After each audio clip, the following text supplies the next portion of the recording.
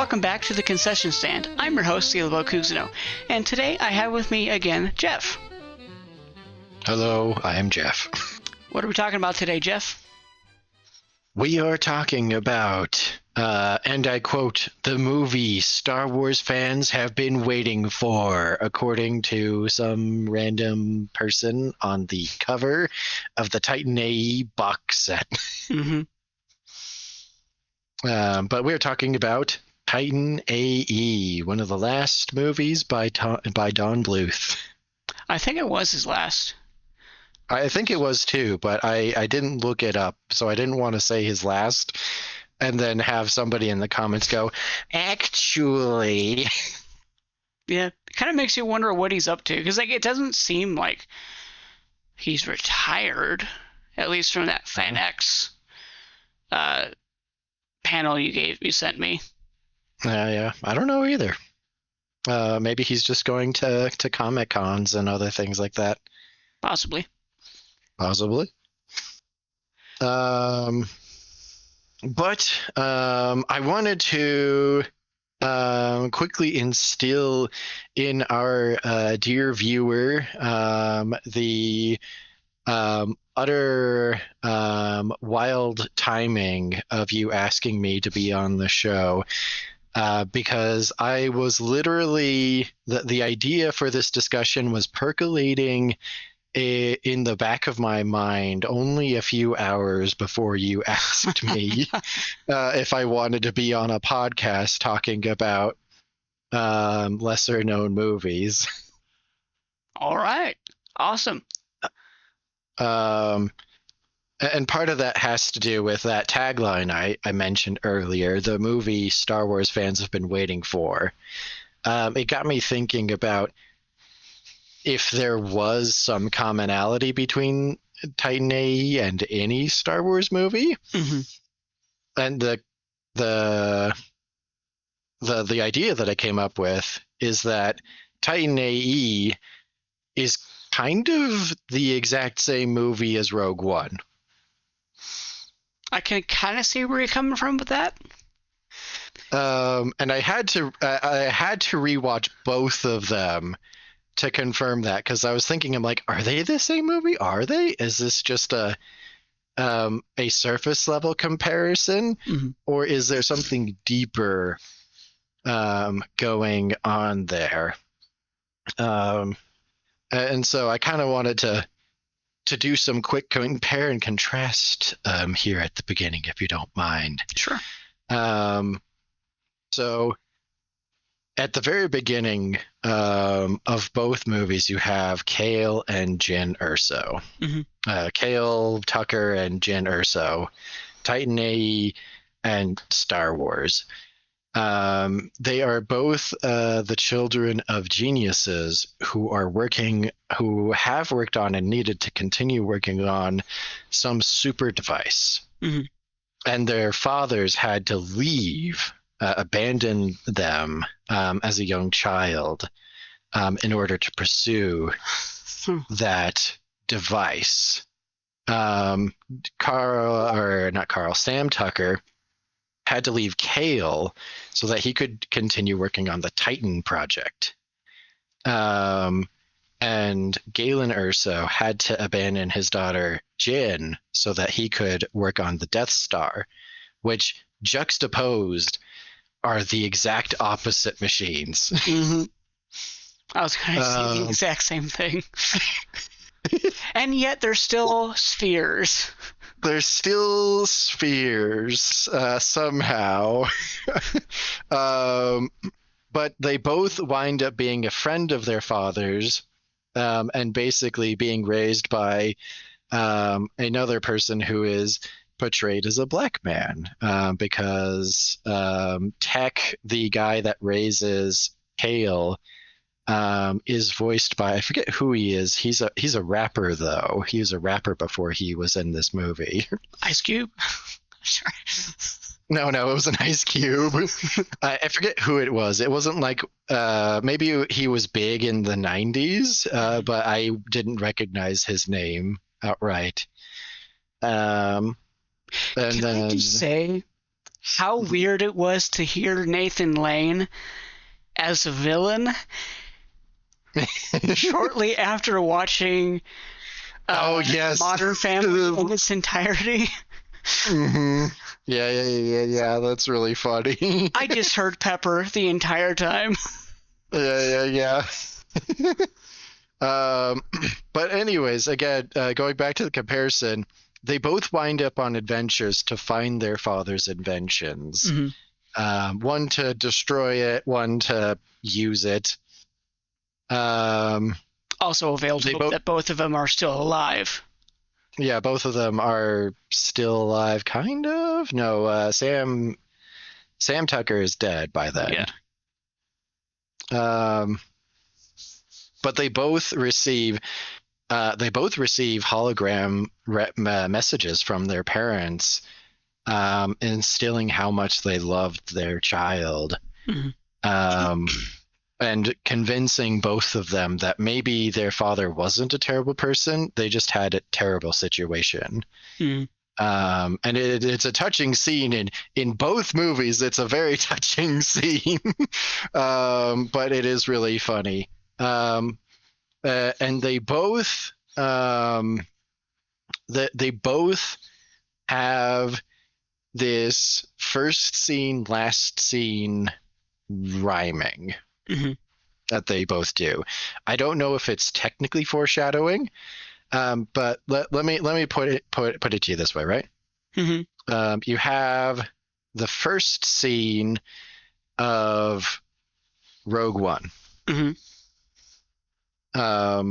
Jin's parents sacrifice themselves for Jin's future.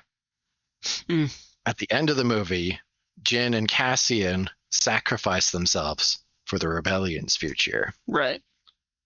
At the beginning and end of the story, that's what it is. That's how you know that Rogue One is about sacrifice. And then at the beginning of Titan A.E., the first genuine scene of the movie, you have Kale with his broken invention, and his father goes, "We'll have to fix this together." And then at the end of the movie, he fixes his dad's broken invention. So there's this kind of weird thing that both these movies have, where their first and last scene of like the overarching story rhyme with each other. Yeah, I mean, I guess that's I don't think it's quite weird that they would mesh like that. I mean, it's kind of a it's a common story structure. It's a common story structure, but it's funny that both of them have it. Also, another funny thing, I watched both of them on Amazon. And Amazon informed me that Rogue One was the first, and I think so far only, Star Wars movie that featured subtitle captions introducing each planet. And I think I need to rewatch Solo. Solo may have it, but Rogue One was the first one to have captions over each of the planets they went to. And Titan A also has captions over all the planet and locations that they go to. That's fair. Yeah.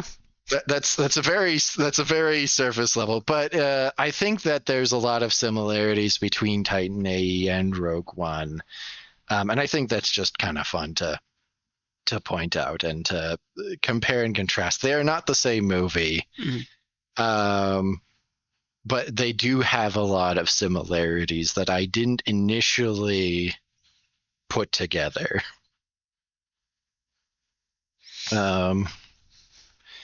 But with that, I kind of wanted that to be just kind of like the first part of the discussion.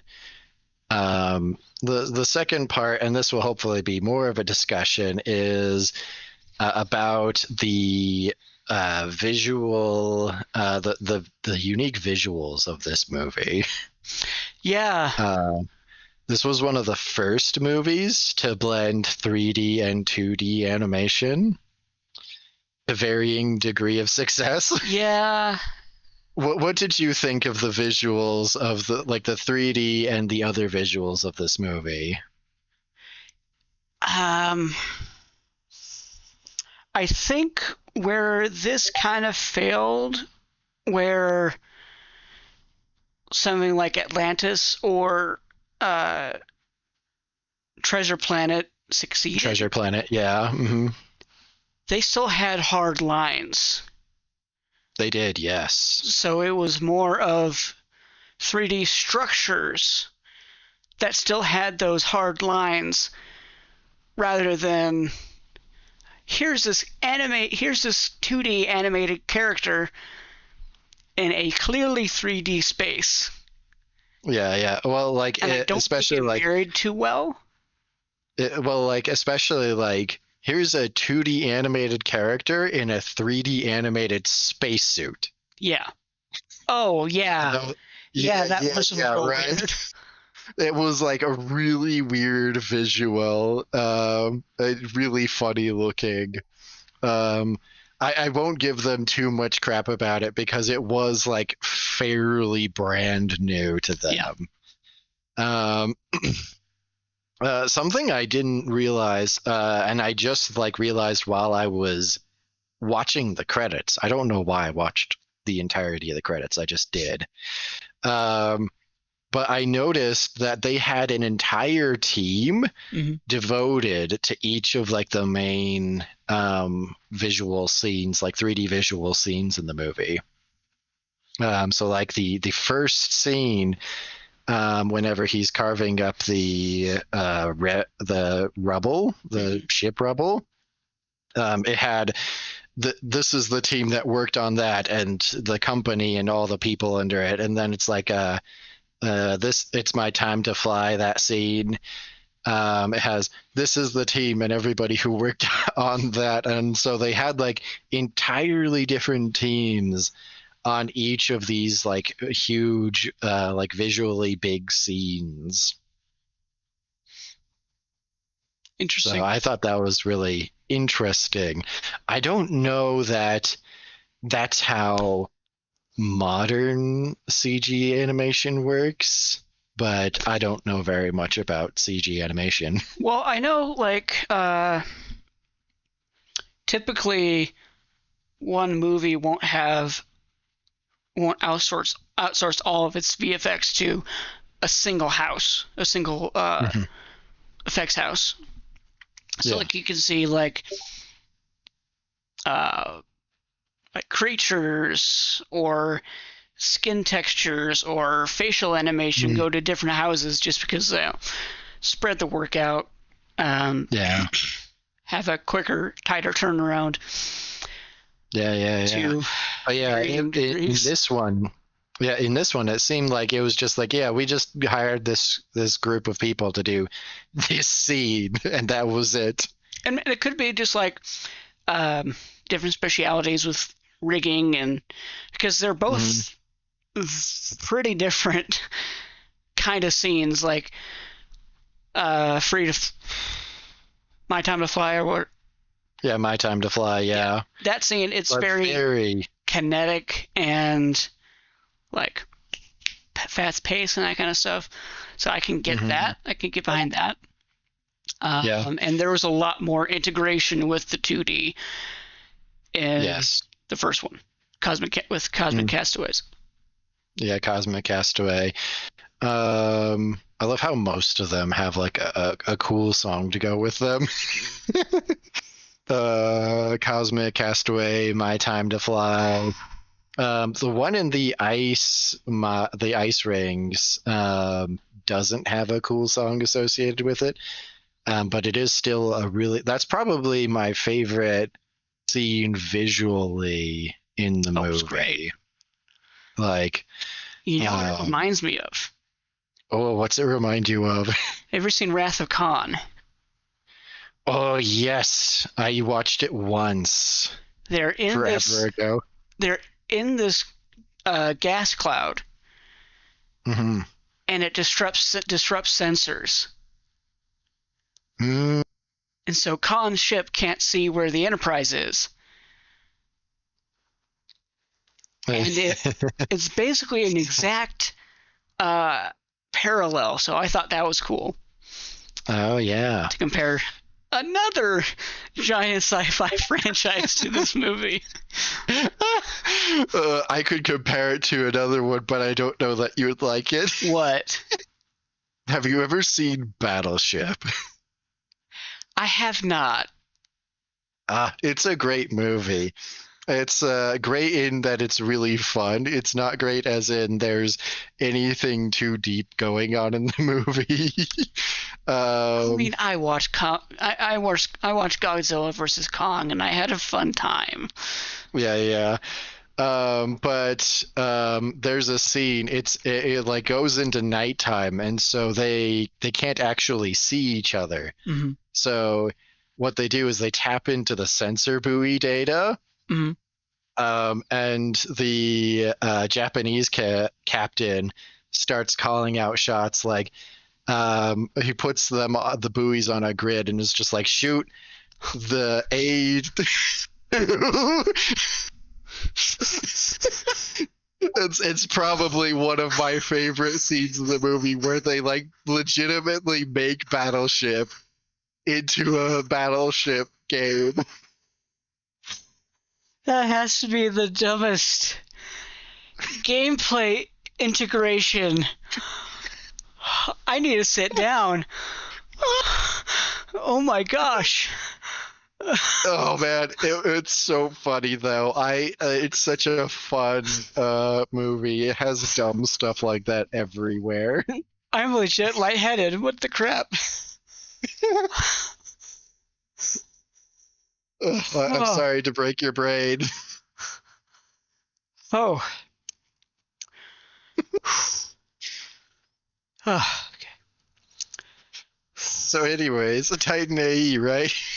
My gosh. Much better movie, I would imagine. I don't knock until you try it. It's a good movie. I need a snack after that. Get your energy back up. Yeah. The blood sugar dropped. Ooh. Okay, yeah. Continue with.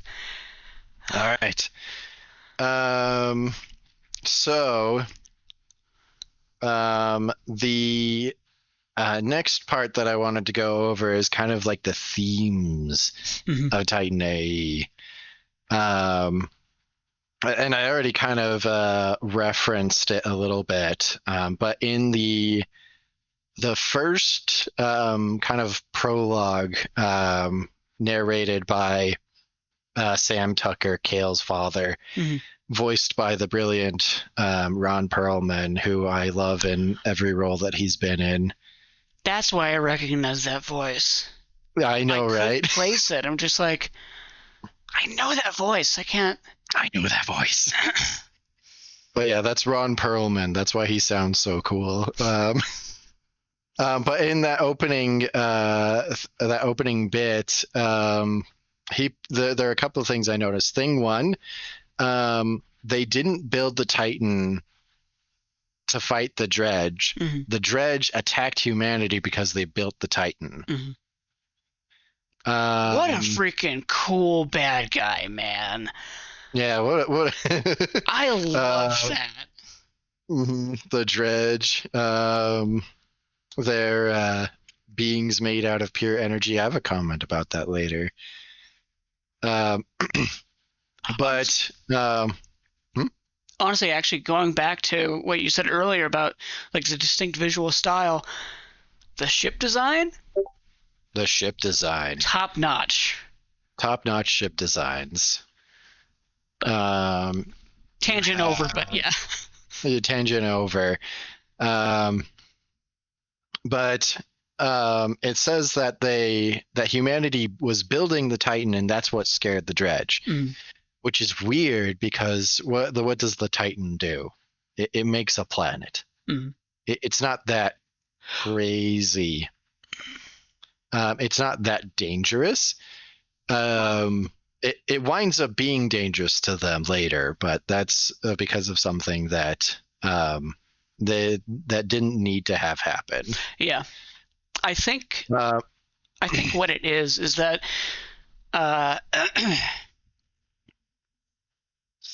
and this could be it's interesting because it's almost like they're scared of humans playing God. Yeah. And I'll get to that later too. Yeah. But what the intro basically says is that the Dredge were scared of humanity, not because of their capacity to destroy, but because of their capacity to imagine and create things. That's the first thing that we hear. And then the first thing that we see is Kale and his invention. Something that he made from his imagination. We're not sure what it's for. Kind of like how at that point in the movie, we don't even know what the Titan is for. But it's something that he made. And they established very early on that Kale is good at making things and he's good at fixing things. And that was like one of the clips that I sent you where they introduced Goon. In that scene, you get introduced to Goon, who's a great character and super wacky. But you also get introduced to the fact that Kale just fixes things.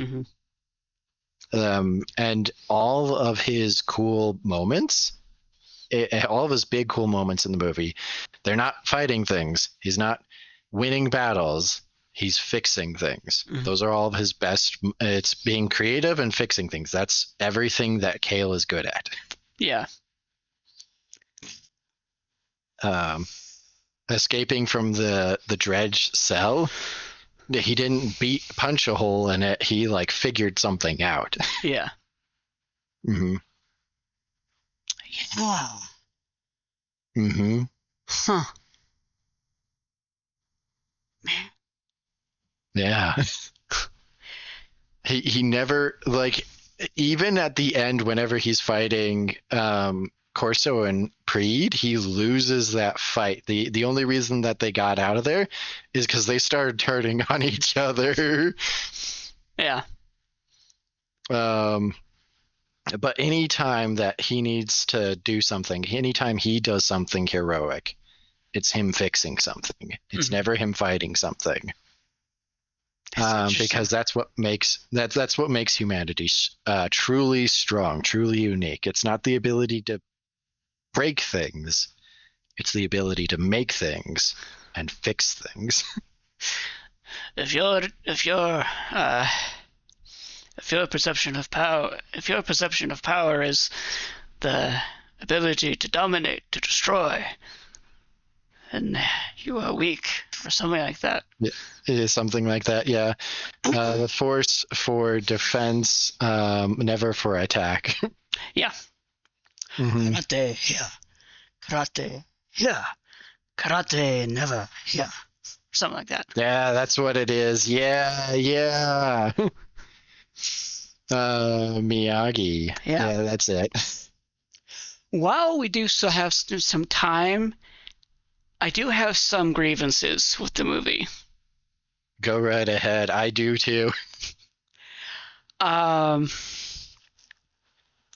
Specifically about Kale. And it's just like,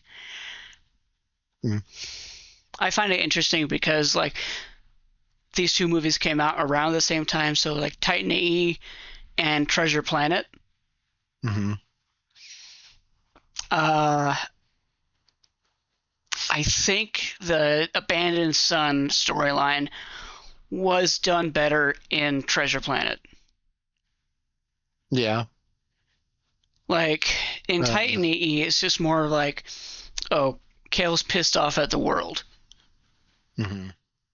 And it's like, not the dad, it's not Sam's fault. Like, Mm-hmm. he had to save humanity. Yeah. Jim's dad just abandoned him. He just left. Yeah. And so, like, I feel like his anger at the world and rebelliousness and that kind of stuff is more justified. Mm-hmm. But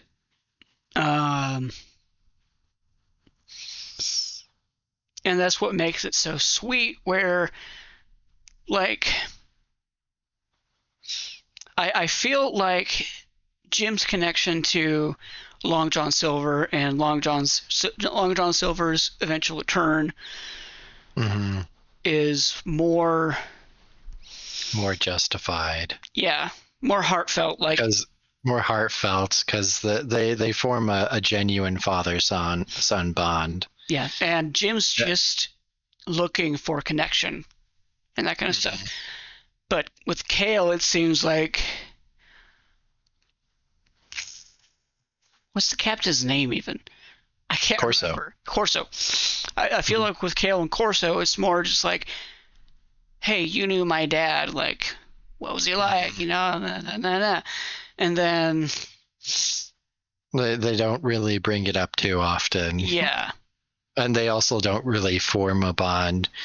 The only one that he really forms a bond with is Akima. Yeah. Kale and Akima. That's Matt Damon and Drew Barrymore, by the way. Yeah. Mm-hmm. I had no idea that they had so many people in this cast. Yeah. And so many distinctive voices. So many distinctive voices. But kind of last thing on my part is with the Dredge. Mm-hmm. And also kind of on the FanX Q&A that I sent you to watch. He's not talking about Titan A.E. He's talking about just like bad guys in general. Mm-hmm. But Don Bluth in that Q&A says that there are awful things in the world. There are demons that want to take everything that you love from you. Mm-hmm. And these demons don't cast shadows. And I think that's really interesting, especially with the Dredge, because they're pure energy. They give off light, and so they do not have shadows. They're formless demons with no shadow. Interesting. And also to juxtaposition the idea that Kale and humanity represent creativity and creation. The Dredge represent the exact opposite. Even though they're pure energy, which has no set form, mm-hmm. they're all uniform. Yeah. They all look exactly the same. And that seems weird when you consider that every other alien, even the background aliens, have such distinct looks. Yeah. And the bad guys are all uniform. I think they have... Go ahead. I think that's just the classic appeal to like history of like the uniformed soldier, mm-hmm. and like talking about Star Wars, like the droids or like the droid army or the clones. Yeah. Mm-hmm. It could be, but I think that the fact that they do have so many alien designs, and they choose to make the Dredge so uniform, a juxtaposition to humanity's role as representing creativity, mm-hmm. imagination, and the Dredge having the ability to take on any form they want to, but they're all uniform. Mm-hmm. I think that means something. You have these beings that have no form but choose the same form. And then you have humanity that has mostly all the same form but chooses differences. Huh. That's interesting. Mm-hmm. I think, therefore I am. No. I think it's interesting that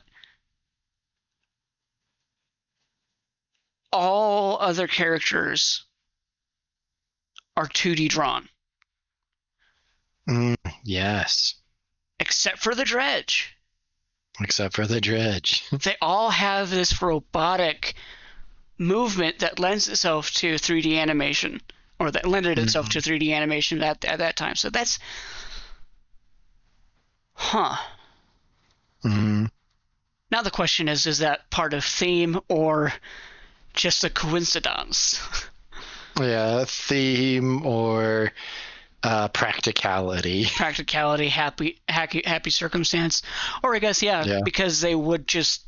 all they would need to do is copy and paste models. Mm-hmm. And it probably does help a lot to not have to worry about having unique models. But maybe it's both. Maybe it's neither. Who knows? It's probably at least a cost-saving thing. But yeah. That's everything I had to say on Titan A, more or less. Anything else on Titan A you wanted to bring up? I was actually just curious, what your history is with this movie. So I watched it when it first came out. I remember this vividly because it was the first time I heard somebody use the term bum to reference something that isn't a butt. I was 6 years old. Okay. And that's how you know that you're watching a movie that you have not watched since childhood, whenever you realize that this movie introduced you to a common phrase that it's just funny. It's just funny to be like, oh yeah, I remember this scene because it was the first time I ever heard somebody call somebody a bum. That's hilarious. So I was real young whenever this movie came out. Yeah. 6 years old at the earliest, but maybe a little bit older. Yeah, I mean that's about the same story for me. I might have been younger. Like I'm younger than you by I think a few years, but yeah. I mean, as my childhood, I wish Disney Plus had it. It's like they own the rights. Why don't they put it on? Why don't they have it? Because it wouldn't sell. They wouldn't get people to get Disney Plus. I don't know. I thought it was a good movie, despite my grievances. It is a great movie. It is also a really bad movie. Anywho, let's give it a numerical score. What do you give this movie at 1 out of 10? I would probably say 6.5 to 7 out of 10. Really? Yeah. It's a good movie. I finished it. I enjoyed it, but there's a lot of parts where I'm like, Product of the time. Yeah. Awesome. Yeah. Well, I keep realizing this, that I just tend to rate movies higher. I gotta say 7.5. There's 7.5? Enough there that it's good. Personally, I thought there were too many needle drops. Yes. Yeah. It doesn't I don't know, it doesn't seem to, because of the sheer number of them, it doesn't seem to land the same way that I'm Still Here does in Treasure Planet or Little Moments and Little Wonders. Little Wonders. Yeah. Yeah, I love that one. That one, oh man, that one's fantastic. Yeah. It's another movie we need to talk about on the podcast. Definitely.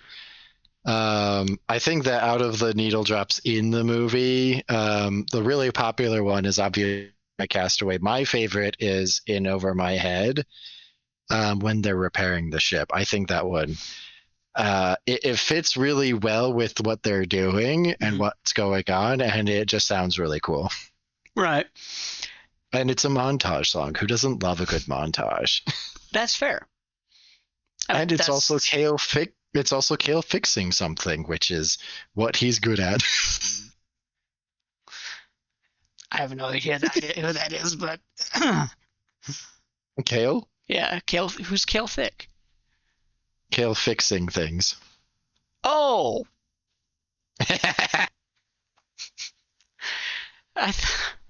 I totally misheard you, but no, anyway. It's okay.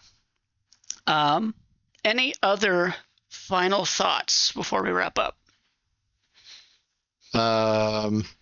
Good movie. Maybe not the movie that Star Wars fans have been waiting for.